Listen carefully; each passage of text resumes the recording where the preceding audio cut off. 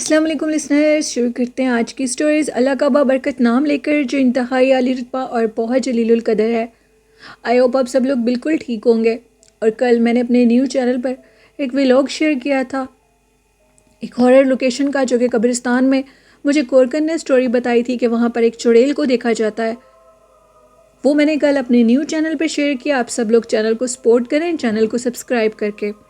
بڑھتے ہیں آج کی خوفناک کہانیوں کی طرف۔ یہ خوفناک کہانی حبیبہ نے شیئر کیا۔ حبیبہ کہتی ہیں کہ میں سرگودا میں رہتی ہوں اور آپ کے ساتھ چند خوفناک واقعات شیئر کرنا چاہتی ہوں۔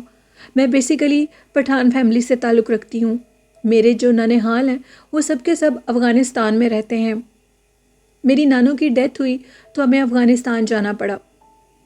میری نانو کو برین ٹیومر تھا۔ ان کے پاس ایک ہفتہ پہلے ہی میں چلی گئی تھی ان کی دیکھ بھال کے لیے۔ ان کی حالت بہت خراب تھی، تو میری امی نے مجھے نانو کے پاس بھیج دیا، اور میرے جانے کے بعد ایک ہفتہ میں نانو کے ساتھ بھی رہی ادھر، اور پھر نانو کا انتقال ہو گیا۔ حبیبہ کہتی ہیں کہ میری نانو بالکل ٹھیک تھیں۔ ان کے مطابق ان کے گھر میں جو اسیب اور جنات تھا، انہوں نے ان کے سر کے اندر یہ بیماری بنا دی۔ وہ باقاعدہ طور پر نانو کو نظر آتے تھے اور یہ کہتے تھے کہ اس گھر کو چھوڑ دو۔ ان کا گھر دیکھنے میں تو بالکل پتھروں کا بنا ہوا گھر تھا، لیکن نانو کو اپنا گھر اتنا پسند تھا، وہ اس گھر کو چھوڑنا نہیں چاہتی تھی۔ تو اس مخلوق نے ان سے کہا کہ اگر تم اس گھر کو نہیں چھوڑو گی تو ہم تمہیں ایک لا علاج بیماری میں مبتلا کر دیں گے۔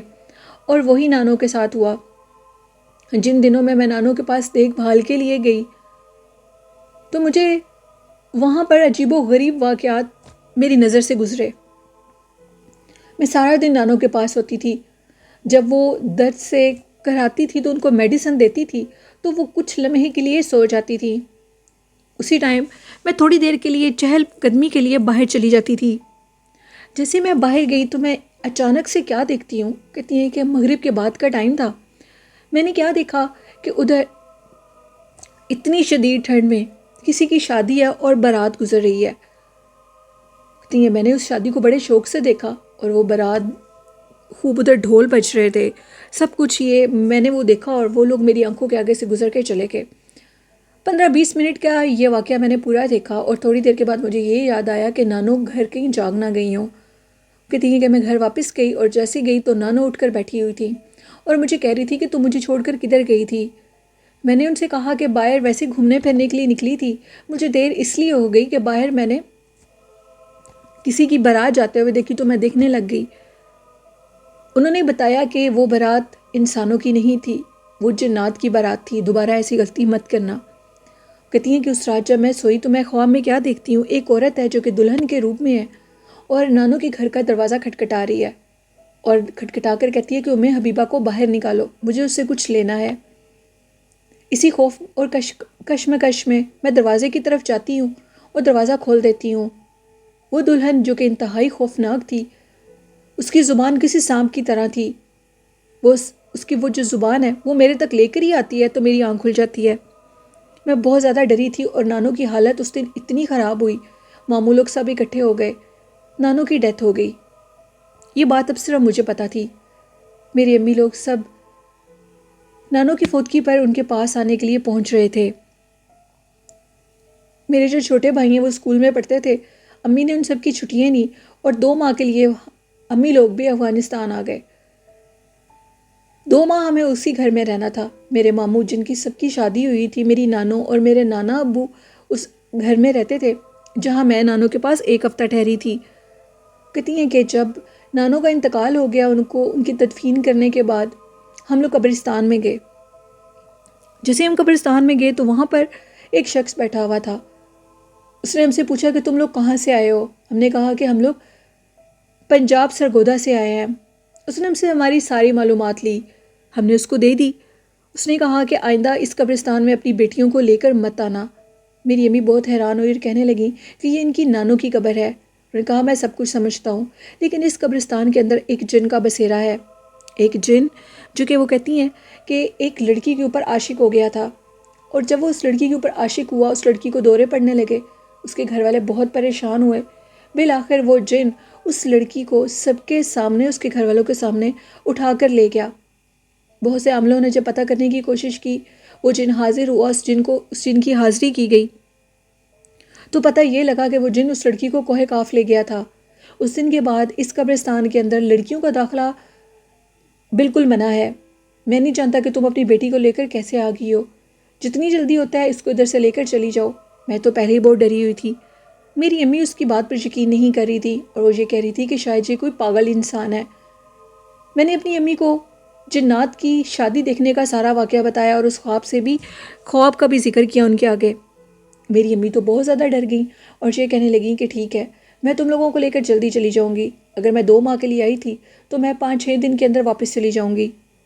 ہم لوگ جب اپنے گھر آئے، نانوں کے گھر، تو آگے نانا ابو بیٹھے ہوئے تھے۔ امی کھانا بنانے میں مصروف ہو گئیں، میں، میرے چھوٹے 2 بھائی، ہم لوگ بیٹھے ہوئے، ہم تینوں بہن بھائی بیٹھے ہوئے باتیں کر رہے تھے کہ اچانک سے ہم لوگوں کے دروازے کے اوپر دستک ہوئی۔ میری امی نے جا کر دروازہ کھولا تو ایک بہت خوبصورت دلہن دروازے کے آگے کھڑی ہوئی تھی اور وہ یہ کہہ رہی تھی کہ حبیبہ کو بلا دو۔ میری امی کے پیروں کے نیچے سے زمین نکل گئی اور ان کو وہ میری خواب یاد آ گئی۔ وہ کہنے لگی کس حبیبہ کی بات کر رہی ہو، یہاں پہ کوئی حبیبہ نہیں رہتی۔ جس پر اس دلہن نے کہا کہ اس دن اس نے میری بارات جاتے ہوئے دیکھا تھا، میں نے اس سے کچھ پیسے لینے ہیں، مجھے اس سے پیسے لے دو۔ میری امی نے جلدی سے دروازے کو بند کر دیا۔ اس دن افغانستان کے علاقوں میں بہت زیادہ برف باری تھی۔ امی نے نانا ابو کے پاس آئی اور ان کو بتانے لگیں کہ باہر ایسی کوئی دلہن آئی ہے۔ نانا ابو نے کہا کہ اب دروازہ نہیں کھولنا، وہ چڑیل ہے اور وہ چڑیل جس سے بھی کچھ مانگتی ہے اگر اس کو دے دیا جائے تو وہ اس کو جان سے مار دیتی ہے۔ میری امی کہنے لگیں کہ ایک دفعہ تو میں نے یہ سوچا کہ میں حبیبہ سے پیسے لے کر آتی ہوں، شاید اس نے کوئی پیسے لیے ہوں، لیکن اب دروازہ مت کھولنا۔ میرے نانا ابو نے منع کر دیا۔ دروازہ زور سے کوئی کھٹکھٹا رہا تھا، شدید سردی تھی۔ کہتی ہیں کہ میری نانوں کے گھر کے اندر ہی نیچے تہہ خانے میں سیڑھیاں جاتی ہیں۔ نانا ابو نے کہا کہ سارے بچوں کو لو اور نیچے تہہ خانے کی طرف چلے جاؤ، اس دروازے کو بجنے دو۔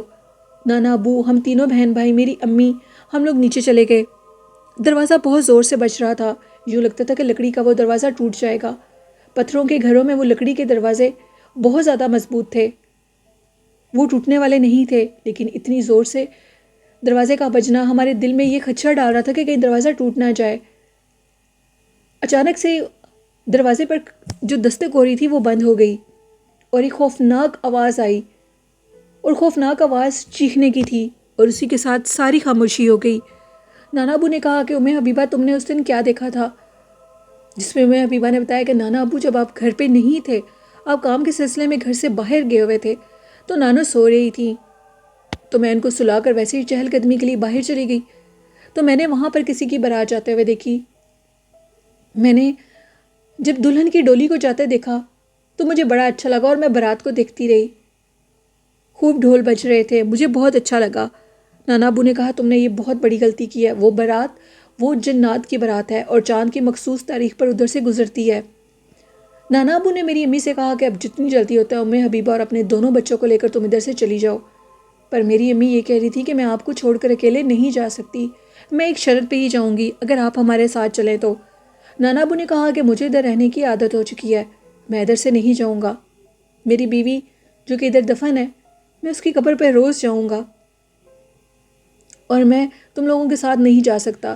لیکن میری امی باضد تھی اور نانا ابو کو اپنے ساتھ لے جانا چاہتی تھی۔ انہوں نے نانا ابو سے کہا کہ کچھ دن کی بات ہے، آپ صرف 1 ماہ کے لیے میرے ساتھ چلیں، اس کے بعد آپ واپس آ جانا۔ اب 1 دن گزرا، دوسرے دن رات کو دوبارہ دروازے کے اوپر دستک ہوئی۔ میرے نانا ابو نے ماموں سمجھ کر دروازہ کھول دیا، کیونکہ وہ دستک جو وہ باہر ہو رہی تھی وہ بالکل میرے ماموں کی طرح تھی، یعنی میرے ماموں اسی طرح دستک کرتے تھے دروازے پر۔ میرے نانا ابو نے جیسے دروازہ کھولا تو باہر ماموں نہیں تھے، باہر ایک خوفناک چہرے کی عورت تھی اور وہ بار بار حبیبہ سے پیسے مانگ رہی تھی۔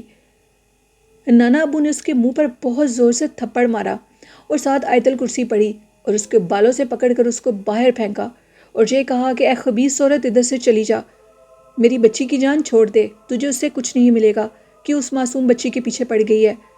نانا ابو نے زوردار طریقے سے اس کے بال کھینچے اور بال کھینچ کر جلدی سے دروازہ بند کر دیا اور اس کے جو بال تھے اس کے اوپر 3 دفعہ آیت الکرسی، 3 دفعہ چاروں کل پڑھ کے انہوں نے اس کے بالوں کے اوپر پھونک ماری اور وہ بال آگ میں جلا دیے۔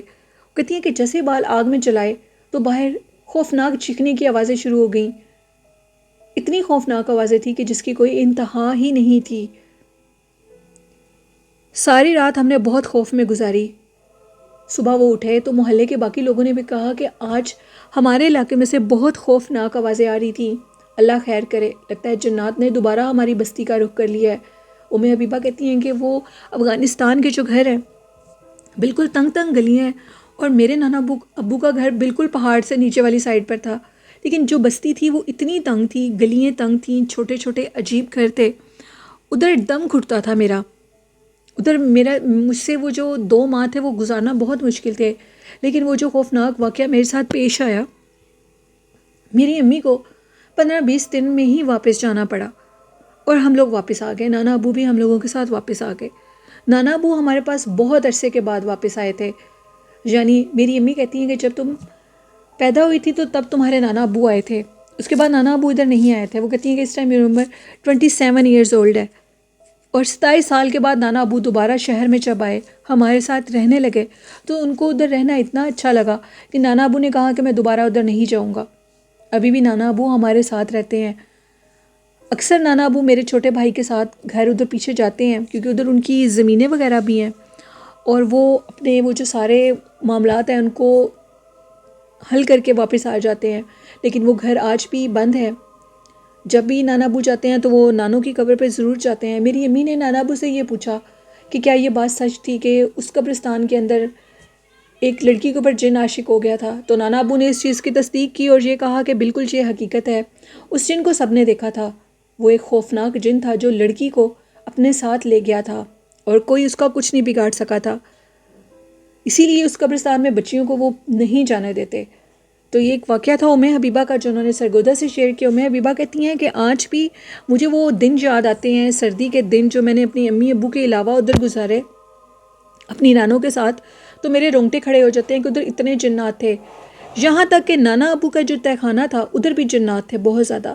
باقاعدہ طور پر نانا ابو نے اپنے تہہ خانے کے اندر بستر وغیرہ لگائے ہوئے تھے کہ جب بہت زیادہ برف باری ہوتی تھی تو سردی اتنی زیادہ ہوتی تھی کہ بیان سے باہر ہے۔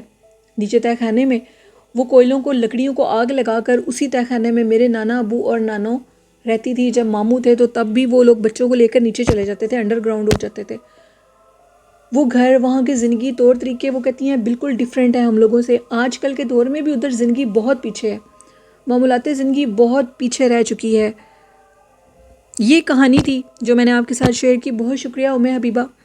تو یہ تھیں آج کی خوفناک کہانیاں۔ لسنرز کیسی لگیں آپ کو؟ اپنا فیڈ بیک ضرور دیجیے گا، اور میرے اس چینل نیلم وائس آفیشیل کو سپورٹ کریں، چینل کو سبسکرائب کریں۔ اور آخر میں کہنا چاہوں گی، والدین جیسی خوبصورت نعمت کی قدر کریں، نماز، درود شریف، قرآن پاک اور نیک کاموں کو زندگی کا حصہ بنائیں تو کامیابیاں ہمارے قدم چومیں گی انشاءاللہ۔ اور اپنی ہوسٹ نیلم یاسین کو اجازت دیجیے، دعاؤں میں یاد رکھیے گا۔ اللہ حافظ۔